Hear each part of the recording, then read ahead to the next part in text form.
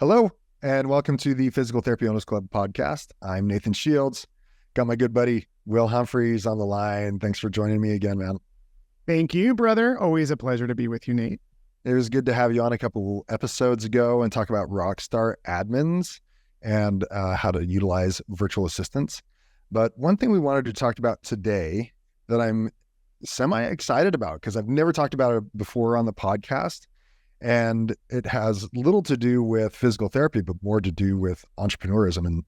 And that is about meetings. Never would I consider meetings to be exciting, but there was a huge benefit that we noticed over time as we really nailed down our meetings and the agendas and whatnot, that were I believe, a huge benefit to our company. Don't you think?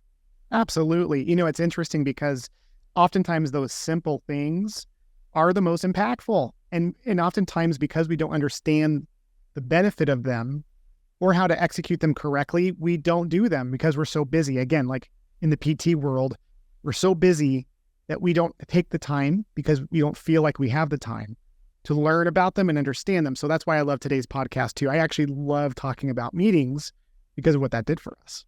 Well, I think one of the reasons people maybe don't do meetings is because they haven't witnessed what successful meetings look like. Oh, yeah. Right? I think a lot of us have gone through the meeting cycles, and most of the time, would you say maybe a majority of the time, you come away from the meeting like, I don't know exactly what happened right there, but I don't know if it was very productive, right?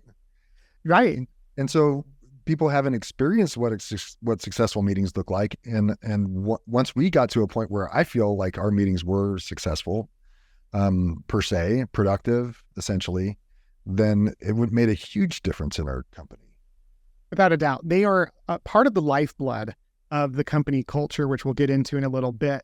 But at the end of the day, it's the main tool that we leverage for communication. When people talk about why they don't like the company they work in, the number one answer is always for communication.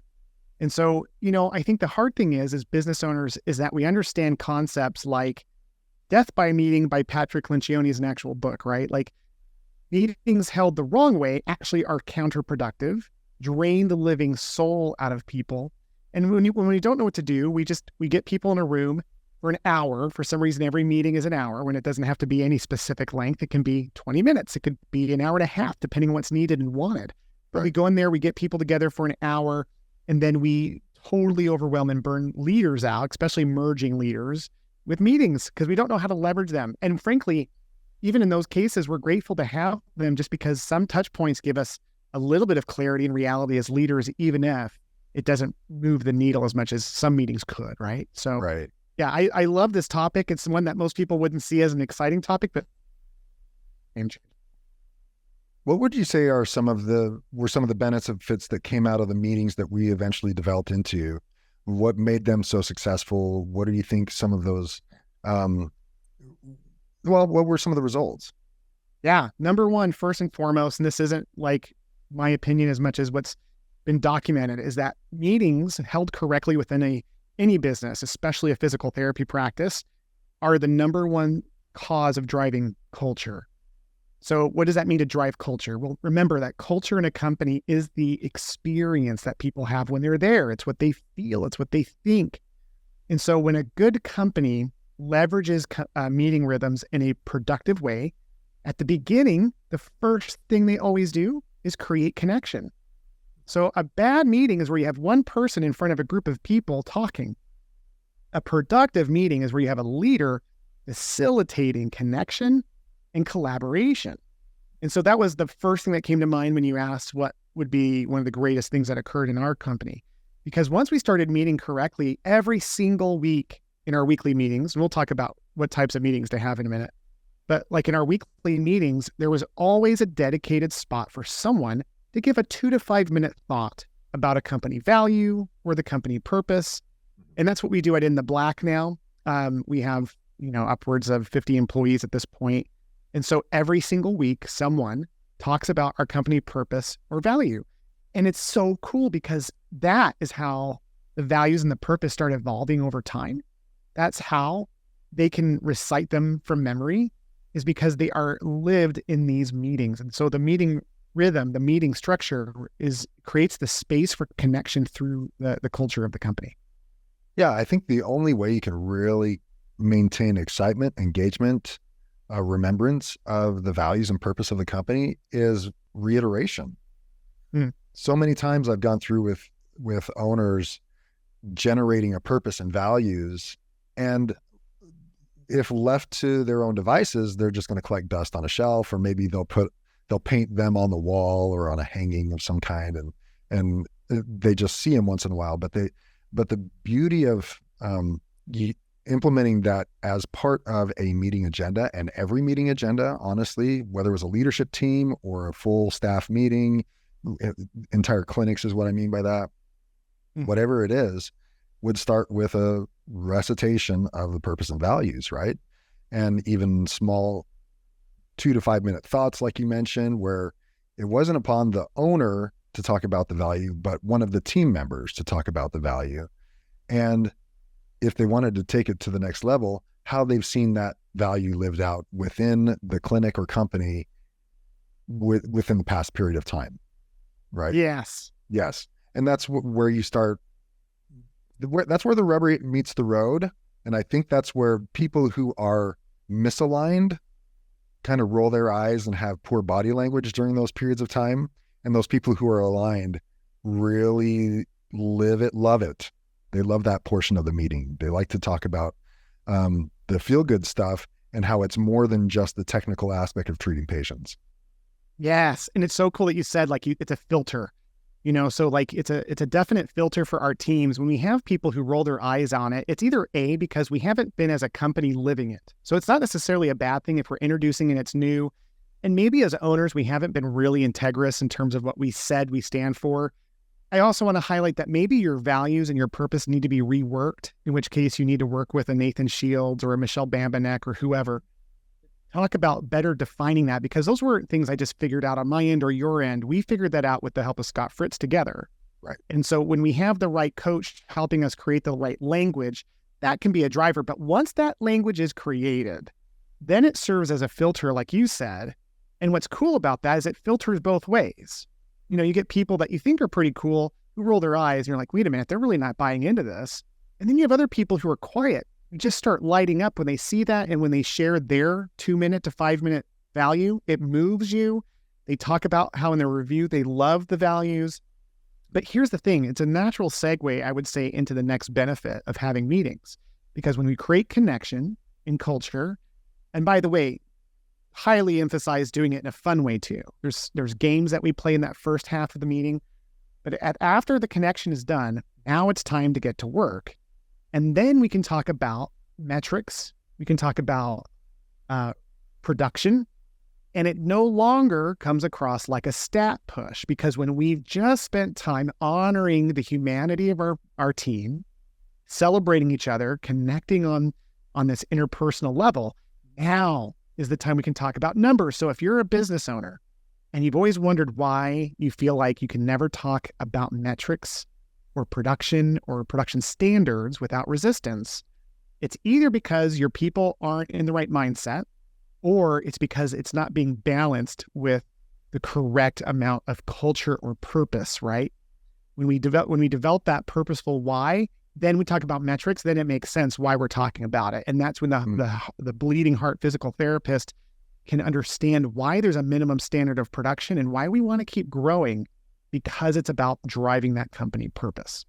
And making those back to back in any meeting, I think it builds upon exactly what you're talking about, because then a forward-thinking owner can talk about the numbers and reflect back to the values and the purpose if they were to take advantage of that opportunity and say, numbers are down. And when our numbers are down, what value are we not aligned with? Or are we really fulfilling our purpose if our numbers are down? And making that connection, because there are many times that the team listening to the leader is doing the thing, they are reciting the values and the purpose, and they are showing the metrics that they've performed, but maybe they're not making the connection and getting the two brain cells to rub together. But a leader does that once or twice and starts creating that connection for them, then they can start thinking for themselves, oh, I see why we're talking about it now. I see why it's important. right? And that we're falling short based on what we say we believe in. And that makes it a lot easier for those leaders to make that connection and get buy-in. Totally. And once they have buy-in, that's when the meeting structure starts to become a platform that like a container that holds water. Like the second we have a team that buys in to the culture because we really are living our purpose and our values, and we're celebrating the team as a result of that. And by the way, they're contributing to the idea of how to develop our company culture and the charities that we sponsor in the name of culture. Like once that's established and we start talking about production and they buy into that, and by the way, another benefit, this is the third benefit so far, is that the structure of the properly held weekly meeting allows for group accountability instead of individual accountability. Mm. And once we're talking about production on the back end of values and purpose, then we can have everyone show their individual graph of production of how many visits they've done. And it's no longer about the owner or the clinic director. It's about me and my integrity with the company and my team, the people that I care about and love working with. I don't want to be left out as the person not pulling their weight in helping drive this very altruistic purpose of helping other people.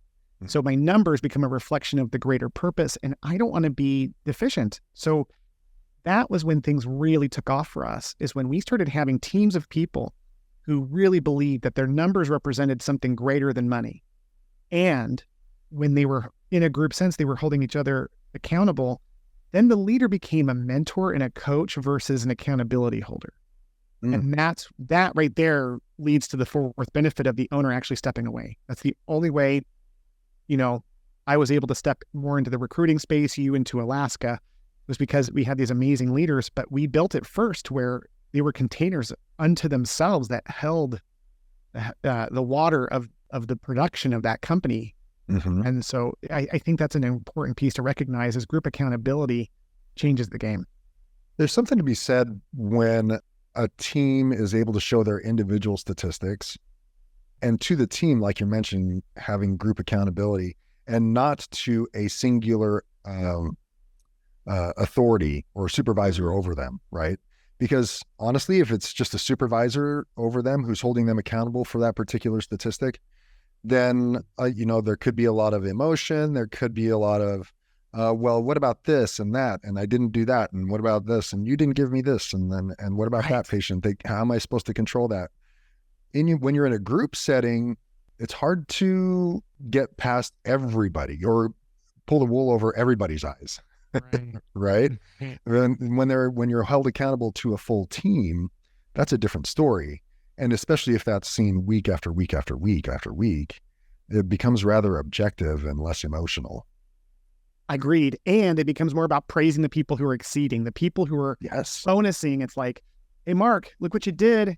You know what? We're so excited for you. Look at that. Everyone give him some applause. He's crushing it this week. Mark, how did you do that? And Mark shares how he did it. And he's getting all this praise. And we're just like, listen, we want to thank you for really, driving our company purpose of being the light and hope in the lives of others today. And thank you for sharing the light and growing it in that way. Thanks to you, our company has a strong future. And then, Mary is sitting over there with her graph that's like below everyone else's. And we don't, call Mary a loser. Like, because everyone has down statistics. It's nothing personal. It's just objective. So it's kind of like when Mary gets there, when she sees all this, nothing even needs to be said. There's no extra time taken away between the director or owner and the therapist who's below production. Because Mary is sitting there feeling like she does, like the dorky kid in a group of cool kids, and she knows it's important. So she's going to do everything she can. So when we get to Mary, it's like, all right, Mary, we can see your statistics. What would you like to say about it? We don't kick into it. What we're expecting from Mary is to be like, yeah, I'm really down, and here's what I'm doing about it. Or, guys, I'm really down, and I don't know what else to do about it. Can someone please help me? I'm trying to figure this out. We can do magic with that mindset. Stop the meeting. Let's focus on helping Mary at that. Yeah. And then she feels love and support. It's like, Mary, we want you to be successful. By the way, we want to acknowledge you for asking for help. Mm-hmm. We do want you to come up with your own solutions next time. But hey, regardless, you asking for help is what matters most. But how nice is that, Nathan, to have, because people listening, what would it feel like to have somebody come to you after, a week and just say, hey, or even better, before the week is over, and just going, hey, I'm looking at my stacks, my stats. I'm predicting my stats are going to be below my minimum expectation. And here's what I've done about it. And I'm stuck. Can you help me? Who wouldn't want to go help that person? Right? That's when we stop becoming, dictators and managers, and we become real leaders. Mm-hmm. Then we're inspiring the willing, not motivating the complacent. Right. And you brought up the next point, and that is they can be leveraged as a tool to develop future leadership. Like, one of the easiest things I've noticed with myself and with clients is to hand over some leadership responsibilities. An easy, simple initial handoff is, hey, I want you to run the meeting. Totally.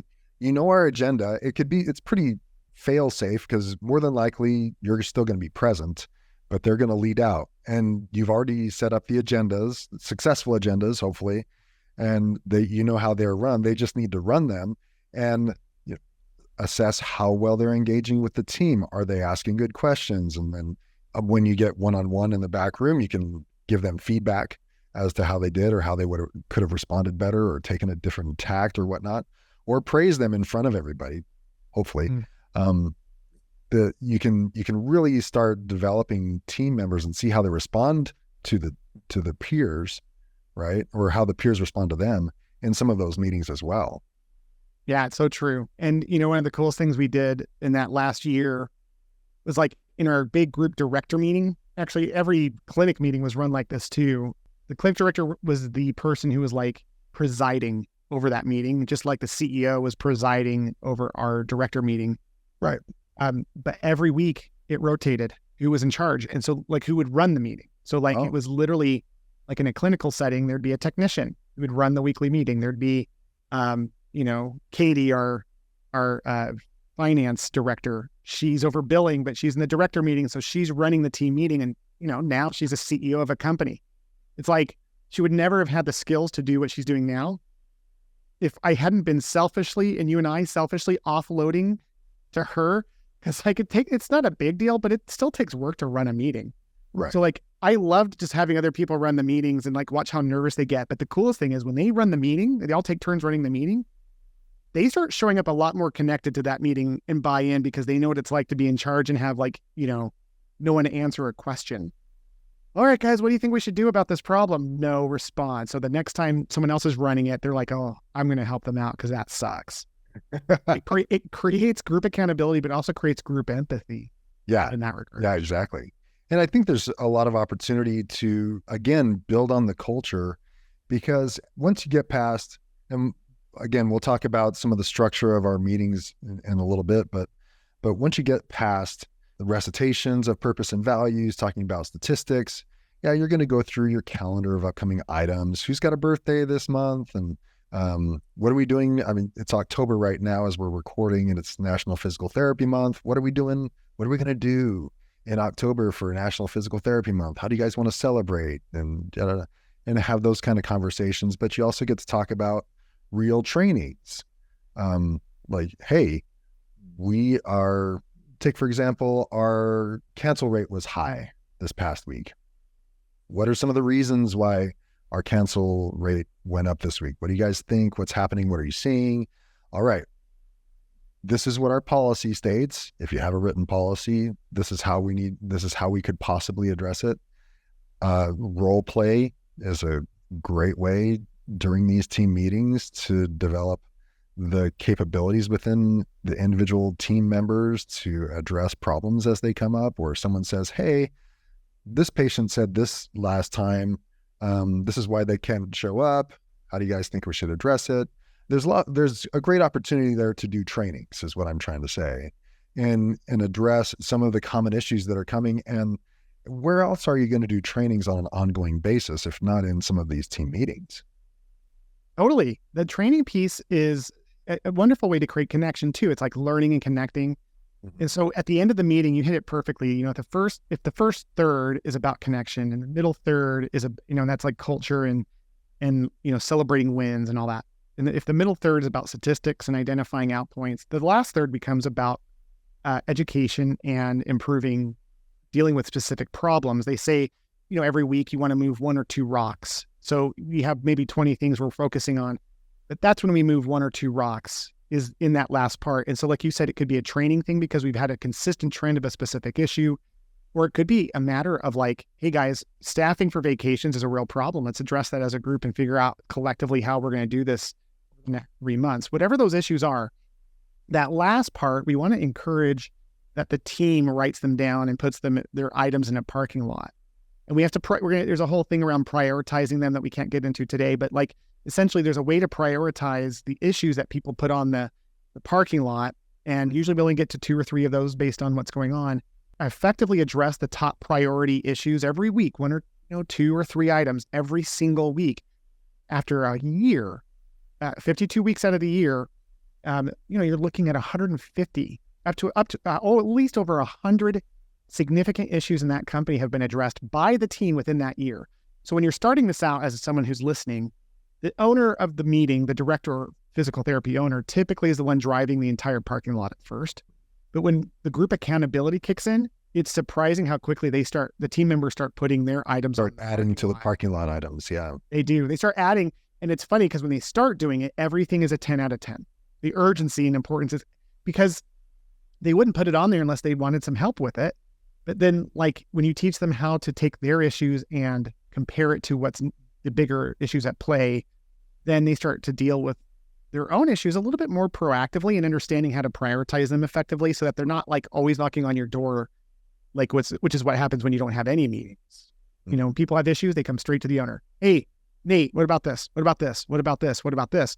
When there's a meeting and there's a structure, they have a place to kind of put something somewhere, and then they can weigh that against other issues and realize, oh, that really isn't that important. I feel stupid for even bringing it up, Yeah, and the beauty of having that opportunity in those weekly meetings is then they can be addressed by the team and not just the owner.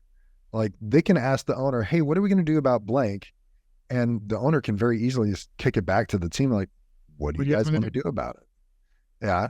And then obviously you have veto authority over everything, but within reason, if they follow certain parameters and it's within their values, there's a lot of leeway that can be given to the team to come up with their own decisions. And if it's not going to ruin the company, they can try something that maybe you wouldn't have recommended to begin with, because it's something you haven't had experience in, and they can try it, but you can always pivot, right? And say, okay, how did that work last week when we implemented blank?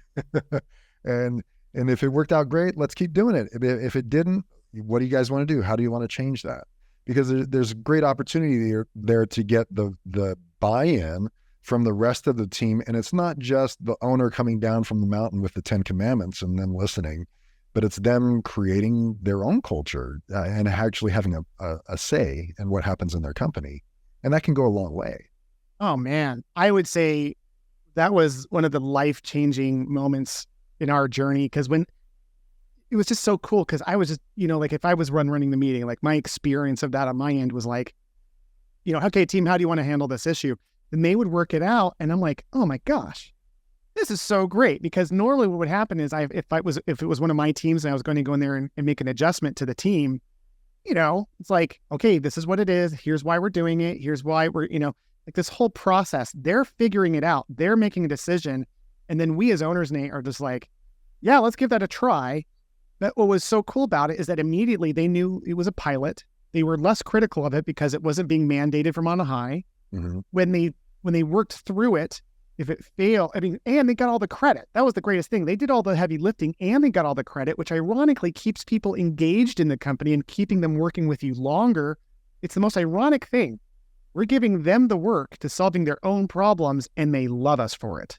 Yeah. When we do the opposite happens. When we solve their problems for them, their failures are our fault and then they hate us for it. They resent. By the way, if we solve it, there's no acknowledgement on that either. No. Because from their perspective in that relationship, then we're just doing our job at a minimal level. But when we're like, yeah, what do you guys think? We believe in you. Not, I'm lazy and I just don't want to have to deal with this. It's ironic because then they solve it better. Most of the coolest things I think Rise Rehab, our old company, created was this weird accumulation of multiple ideas that merged together where literally it was almost hard to know who started the idea. Like this idea had so many facets to it because someone would go, well, that's good, but what about this? And then someone would go, well, we could do this for that. Oh, that's a good idea. And at the end of it, there were so many times it was just like standing up going, I don't know how you guys came together and did this. You guys must be an amazing team. After a while, they start believing it. And what's really cool is the day when we can say to them, I am confident that this team can figure anything out, and they believe it. That day is the day that the owner doesn't have to be present, because at that day, they not only do they own it, they love it. And they are grateful to you for trusting them with it.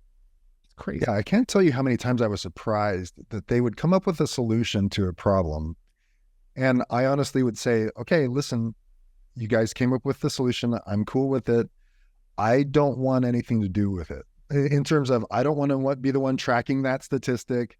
I don't want to be the one calling and making sure this gets done, that gets done. Who's responsible for getting it done by when? Yeah. And people you wouldn't think of would raise their hands and like, I'll take care of that. Like, it's no big deal to them. I just didn't want to do it. And I was like, okay, well, I guess you'll report next week at the meeting or whatever due date. And they're like, yeah, no problem. Okay, let's go. And then you out of the park, and we just get to be like, holy crap, you did such a great job. How did you figure that out? I don't know. It was great, and they walk away feeling so validated and so acknowledged. And honestly, so many times coming up with better solutions than I could have ever come up on my own. No question. Like a perfect example, and just because it is that time of year, but National Physical Therapy Month at our clinics was a big deal. Yeah. And we had we had interclinic competitions going on that were not our idea. We had costume days every Friday. We had quizzes, we had games and raffles and minute to win it games for the patients. And it was a party in the clinics that entire month, essentially. And the patients looked forward to it. The clinicians looked forward to it. It was a lot of fun. And none of it was any of our ideas. No. And that's why it worked. Because if we had the same idea, would have been, just because of the nature of our position in the company, especially without meeting rhythms, our culture would perceive that position as authoritative. So who wants to be told to have fun? Like, who wants to be, no one can mandate fun and culture, but group pressure can totally mandate that. And because it's not singular to an individual, it's not the hierarchy anymore or the patriarchy. It's us. It's our family that wants to connect. And then it's like, yeah, that'd be cool. And then people buy in, and then the experience becomes amazing. And then next year they build on it and repeat. Right. Well, let's talk a little bit. We talked about the benefits of having these meetings and how they might look, and we didn't get into too many details just yet. Well, let's do that now before we talk about the meetings that we're going to have. And this is kind of a skeleton structure of what we've used in meetings before. And maybe it's maybe evolved a little bit with what you've been doing in the Black, but this is how I remember them starting. We always had the one word open, right? How is it? Get a gauge of where everyone is at. In one word, how are you feeling today as you're coming into the meeting?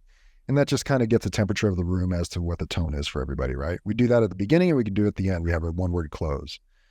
We'd recite our motto: production is the basis of morale, right? Then we'd recite the purpose, recite our values. We'd have the 2 to 5 minute thought about one of the values. Am I doing well so far? Feeling it. Right. And then we talk about, look immediately at our statistics. Does that sound right? Totally. Cool. We'd look at it as a group, as a clinic, as a whole, and also as individuals, especially if there were department heads or individual providers. We'd look at the individual statistics, and and we're only looking at like one key stat that we chose. Yes, every role had one key stat, and there was a graph over 6-week trend that we would all show it, and the curve of the graph determined if they were growing, flat, or dying. It was really black and white. Yeah, and they would essentially just talk about what their battle plan is for the next week. Are they going to continue doing what they're doing? Are they going to do something new? Do they need to do something different? And they'd share their battle plan for the next week. So it was expected that they come prepared for the meeting, right? They needed to come with a little bit of thought. And then we talk typically about maybe calendar items. We used to do the announcements towards the beginning. Like, it would be the pieces I would add would be, after the one word open, there would be the meeting rules. There was always like, That's right. I forgot our about culture was meeting rules where it's Yeah. like, be the first to share, own your own experience, remember who our customers are. Right. And sometimes we'd take time just to talk about that. But one of the big meeting rules I just want to punch real quick was no pink elephants. Mm-hmm. And this is a big one because what that means is if someone doesn't feel complete or safe in a meeting, they have to speak up. And this became a game changer early on. So everyone's connected with the one word open. We've gone through the meeting rules. The pink elephant, they'd say clear, or they would bring up their issue. And at first it was like, yeah, I'm just kind of tired. Okay. When the team safety grew, it was, you know what, Josh? I set up this marketing, wheel, and I went into the clinic and it wasn't there. And I appreciate all that you do. And I'm just curious why that's not up. I'm really worried about it. Like, did I do something wrong? It's like they're calling each other out in that meeting. And we've had whole meetings where people are just clearing pink elephants. And those are the best meetings you've ever had because they're not like 90210. They're not like reality TV show calling each other out. It's real, like, respectful debate, but you're debating and people are like, well, I actually don't get the point of the wheel. I remember that meeting. Yeah, I didn't put it out there. I should have. I'm out of integrity. And if I got to be honest, I don't get it. I don't see why we're supposed to do that. Stacy, our marketer, would be like, well, Scott or Josh, we talked about it.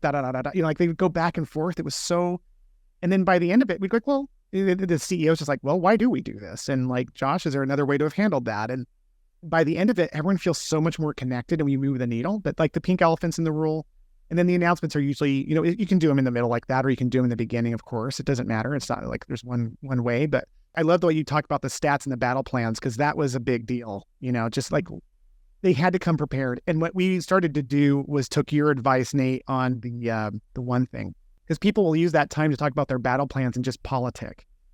Well, it's the slow season and It's versus my one thing is I'm going to call past patients and get my visits up because I'm below staff. Mm-hmm. Yeah, exactly. And then there's opportunity. That's where the leaders, of course, have to be prepared going into the meeting. Are we going to talk about an issue? Are we going to talk about vacations coming up? Are we going to talk about the holidays? Are we going to talk about a policy that's falling out and we're seeing that it's not being followed at this time? Key issue. And this is something that usually comes up because of prior meetings where there's been an issue or there's an outstanding issue that's just not being addressed on a regular basis. So there's opportunities to train in there. Of course, if you have students, they're going to have to present, right, during their course of their internship. And so that could be put in there somewhere, Sure. Right? Some kind of continuing education if necessary. Or consider all your OSHA trainings that you're supposed to do, the HIPAA trainings that you're supposed to do on an annual basis, even documentation trainings. But I guess if you're doing documentation trainings, you want to do that more provider specific. But if there's time, then time for parking lot issues, like you mentioned. What are some of those things? Yeah, I love it. I think that's a great overview. And then when we're closed, like you said, and you move a couple of needles, you review the statistics, people walk away a little bit more clear as to where they are, in the week and in the company. It's amazing how much power those meetings can generate in our reviews. When we would do reviews, hands down, the number one reviewed part of our company that people said they loved the most was the meetings at Rise Rehab. And it's true for In the Black as well. Really? They see that the meetings are the best part of the company, their experience in the company. That's impressive. Yeah. Yeah. It's impressive when we did what we did, which was give it to them. Like when we really used it as a tool the right way to like empower them and let them solve problems and really offload us. Yeah. Again, they thank us for it. Yeah. And some of the meetings that I would imagine on a smaller scale, of course, there are your whole clinic meetings that involves anybody who's in the clinic, right? I have had some clients who do provider-specific meetings, maybe separately weekly or bi-weekly, where it's just about the providers and issues that are specific to them. That can or doesn't have to happen, but then if you have any form of leadership, then you're going to want to have a leadership team meeting between those top 2 or 3 people on a weekly basis as well to make sure you're all on the same page. And then in that meeting, you can focus on, okay, what are some of the topics of our upcoming team meetings, right? What are some of the issues that need to be addressed? And is that a team meeting worthy, or is that a one-on-one conversation with somebody, and what are some of the key statistics we need to drive. So it follows the similar agenda, right? The agenda is really not much different, but the conversations are more global instead of specific unless necessary. Yeah, and it's cool. So some people will call that meeting the executive council meeting. Right. I think organically we've kind of hit the main meetings in the right order. I think if people are looking to put in meetings into their practice, Nate, I think the weekly team meeting, like you and I have been talking about, is number one. The clinic by clinic weekly team meeting. The second meeting would be executive council. Depending on your size, you actually might need to put that in first if you're a multi-location business. But I don't think you get multi-location if you haven't already been doing the weekly team meetings. Yeah, you won't. I think you get to that point where you have the executive council meeting. And like you said, it's very similar agenda. I think the key differences are introduction of, like, we ended up doing Tony time. Tony, who used to be in charge of recruiting, she would come in and do 5 minutes of update on what's been requested for hiring and what she's working on and where she's at. So it's like all the directors knew, okay, here are the positions that are open and here's what we're filling. And then there was the marketing minute with Stacy, right? Where Stacy would come in and go, all right, here's the events we're scheduled. Here's the doctors where I'm working on. And so those two, and then there was a Katie moment as well where she would come in over financials, but that wasn't really with the executive council. That was specific to the owners. And I think about it. That was the clinic director meeting, right? Yeah, That's right. Where we have the multi-clinic directors come together. Right? That's right. I'm sorry, because I'm combining the director meeting and the executive council. Yeah. The executive council was you and me, and like Michelle, Stephanie, and VPs.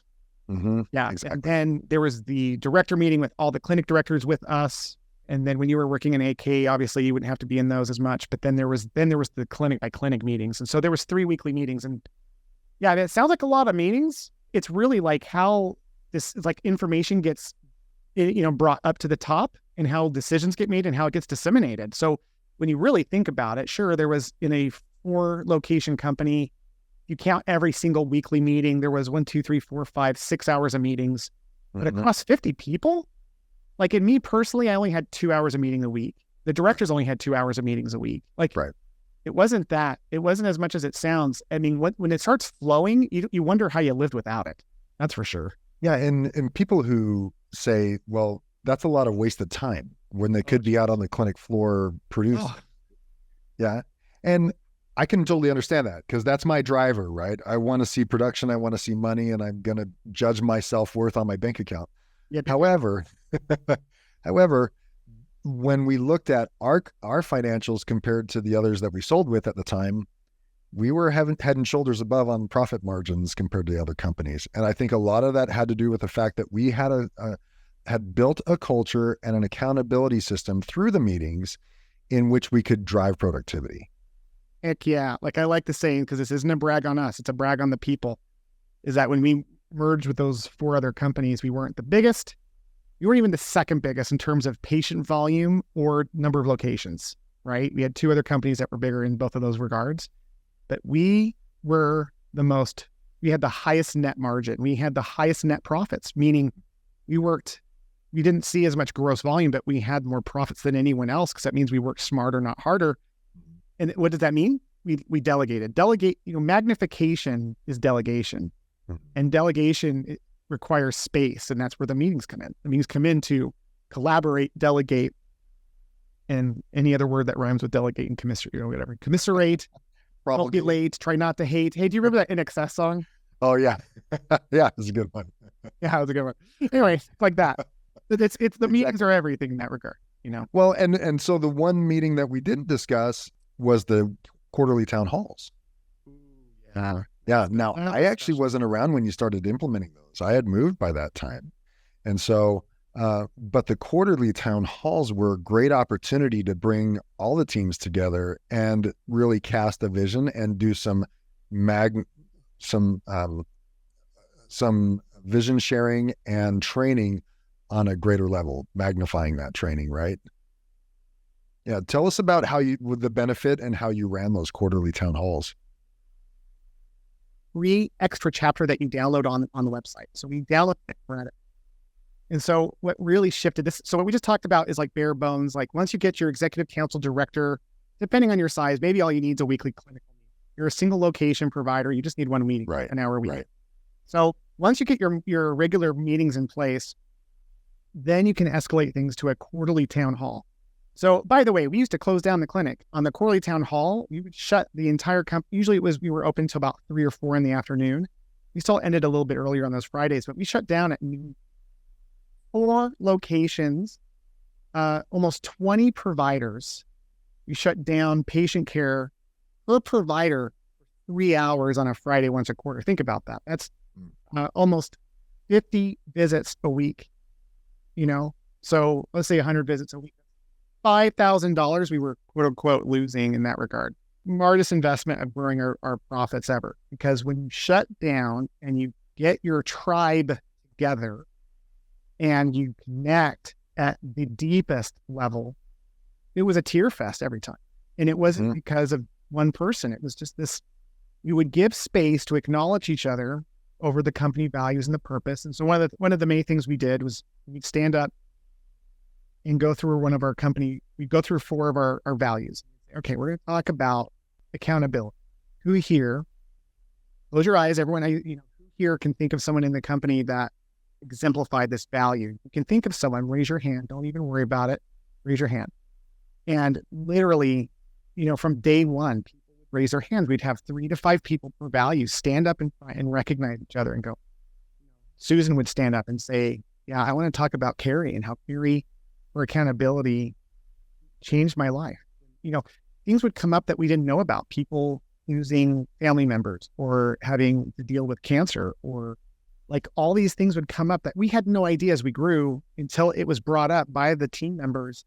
And the love was so palpable that like people would just know that we were really committed to each other. That commitment thickened over time. The trust grew to the point where, you would just walk away from those quarterly town halls knowing that we were risers. And that was something that was really unique, I think, when we merged as well, is that everyone loved their company and thought it was the best. But our company to this day, those people who used to work together, they still refer to each other as risers or the rise way. I hear that all the time, when you talk to people, well, so-and-so, they do it the rise way. Mm-hmm. So that kind of commitment, that's when things go from like this really cool company that is being run by wonderful people and it's not like this burden. That's when it becomes this thing bigger than any one of us. And we start to really look at it as a movement. And that's why when we exited, there was so much heartbreak. Right. And we have to give credit where it's due. This isn't something that you just pulled out of nowhere. A lot of it came from Verna Harnish's scaling up. Am I wrong? No, I said that at the beginning. It's a great chapter. It's all in there. That was, there was the play in the playbook that we took out. And even if I took that play out of the playbook, it was Michelle Bambanek, Stacy Sullivan, it was Stephanie Borland, it was the directors we had at the time that took that and said, okay, let's do this, let's do it right. And it wasn't one of us. It was literally this collaboration. The way the town halls worked was that we would get together on a Thursday night. First of all, it was Thursday morning that the executive council, the 4 people, would get together, and there'd be planning over the next quarter. It'd be review of the previous quarter, planning for the next quarter. There'd be a kickoff dinner Thursday night where all the directors came in and we'd all have dinner. It was usually at Boca de Becco's, or whatever that Italian restaurant's name is. And then Friday we bring in a facilitator like a Scott Fritz or a Corwin. Mm-hmm. And then we would, in a room, map out the next quarter, right? And then a week from that Friday was the town hall. So that we had time to create targets, goals. In those town halls, there was a lot of love, but there was also a lot of like, okay, here's the red, yellow, green focus for next quarter. And we want everyone to write down how their role, their commitment in their role is going to move the needle. So you have technicians writing down how they're going to break the record of visits in the next quarter in the summer months when it usually slows down. Right. And then, the first thing you would do in the town hall after you warm up is you would recognize if we hit red, yellow, green, and there was always a really sexy prize to it, right? Like if it was green, it was something really big. If it was red.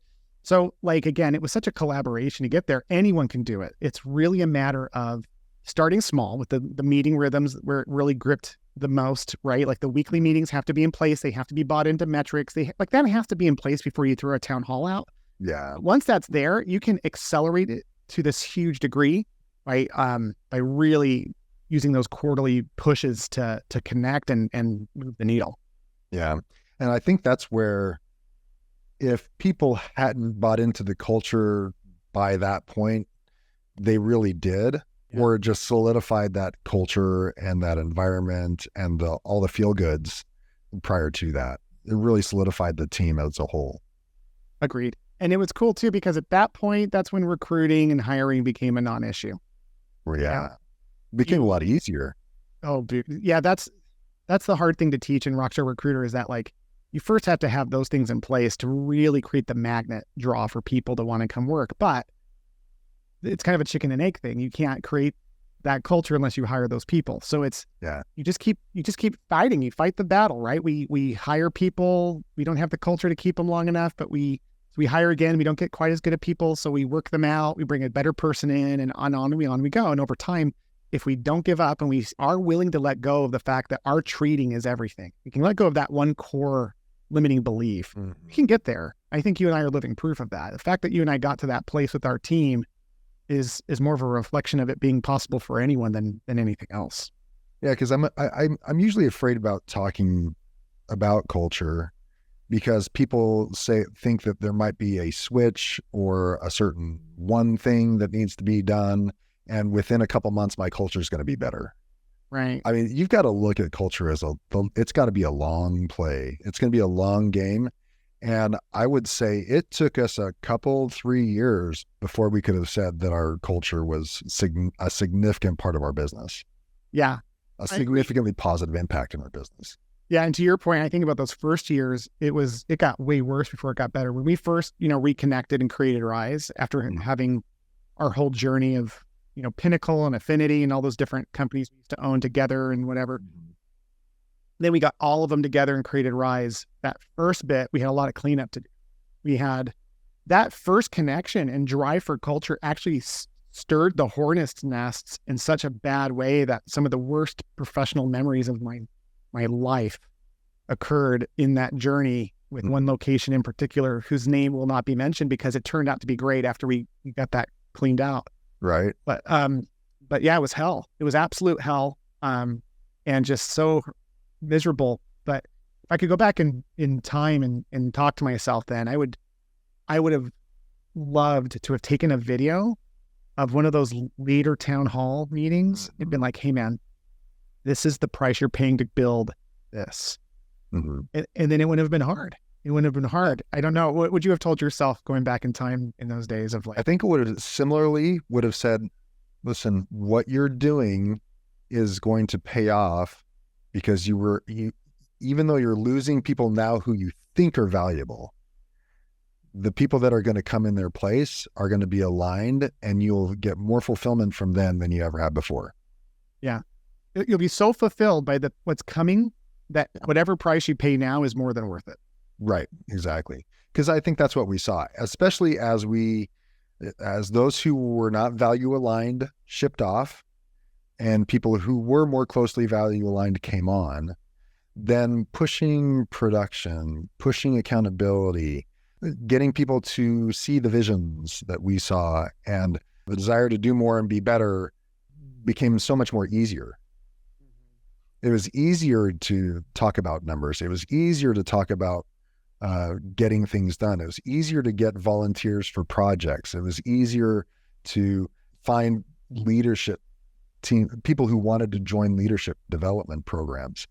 All these things, as we gained more people who were aligned with us and we had a culture that supported those same people, then leaders just started bubbling up, right? And people wanted to take on more and more off of our plates.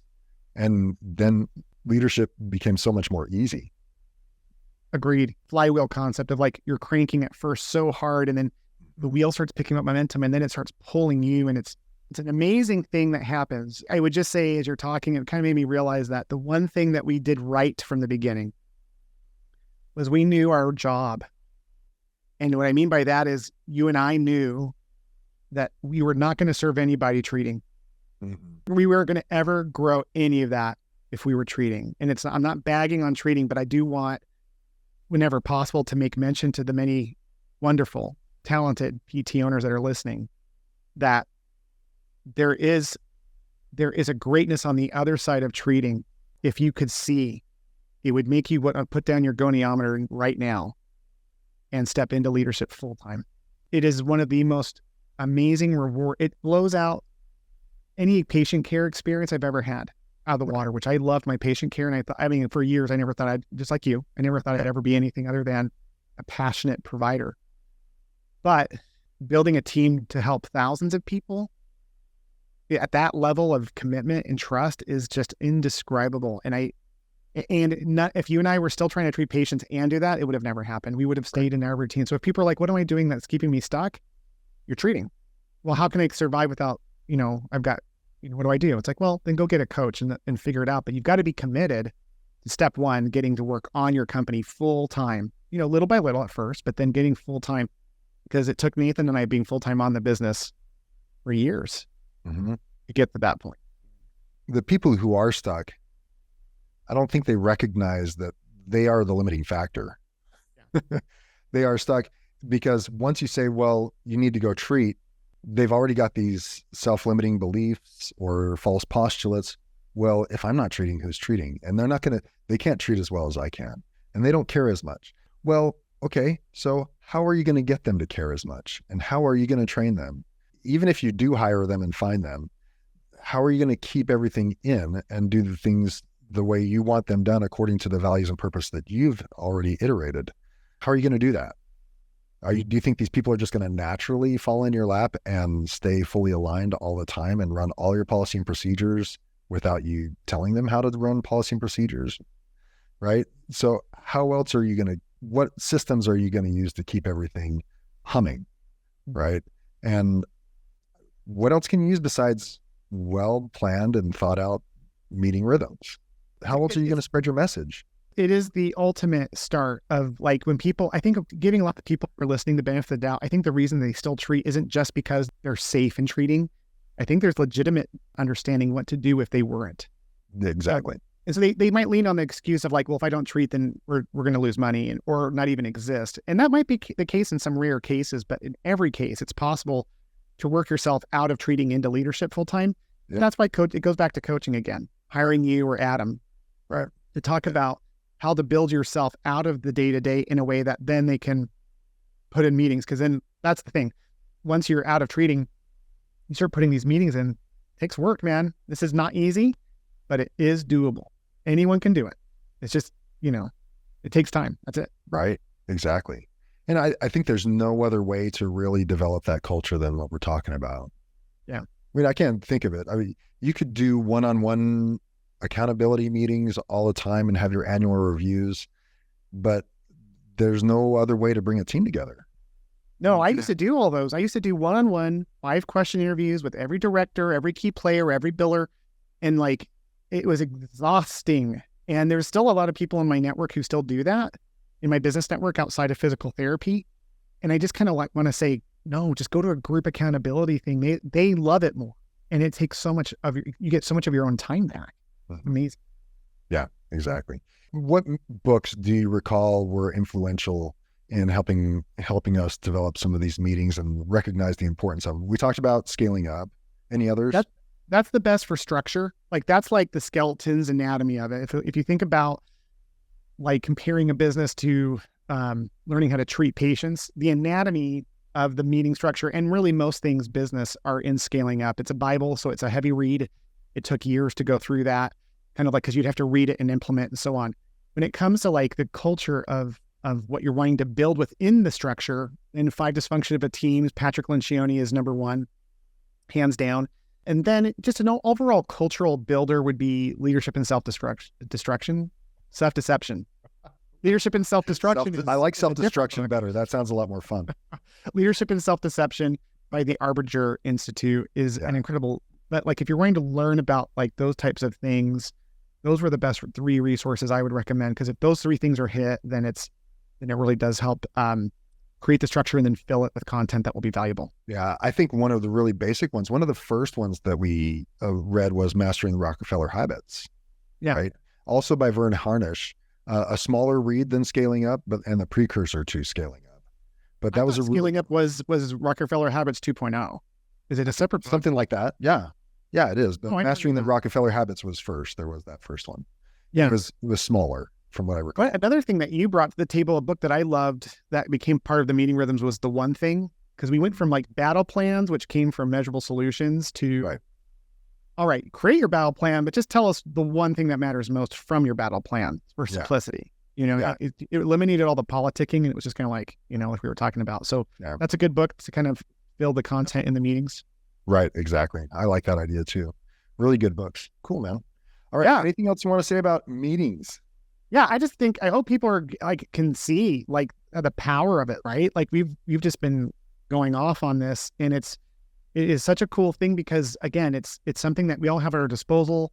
It takes a little bit of organization. The impact is exponential, and so I just hope that people, as they're listening to this, they can feel the possibility of what they could do if they started the meetings or improve them, and to remember, most of all, to not negate yourself. PT owners are the worst at this. I put myself in this category of beating myself up. Oh, I'm not doing that. I should do that. It's like, no, just take one step. Just take one step. Like, Yep. If you don't have a coach, start with a coach. Don't worry about meetings. Get a coach. Step one. Step two. Talk to the coach about meetings. Like, break it. If you want to start meetings, don't look for the best times in which to put them down every week. We had ours, every Tuesday at lunch. Yeah. So it wasn't a surprise to anybody.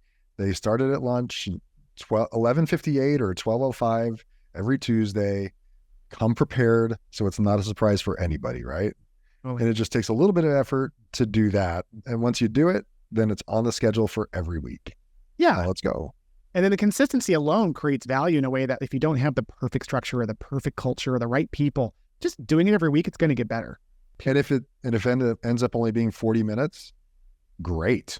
Yeah. People would love the extra 20 minutes, I'm sure.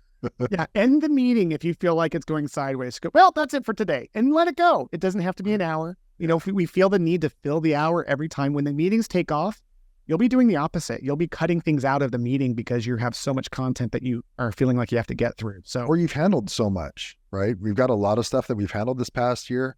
And I remember in one of our meetings, it was like, we talk about how to handle the holidays every year because Christmas falls on a Wednesday or a Friday, or what do you do when Christmas falls on a weekend?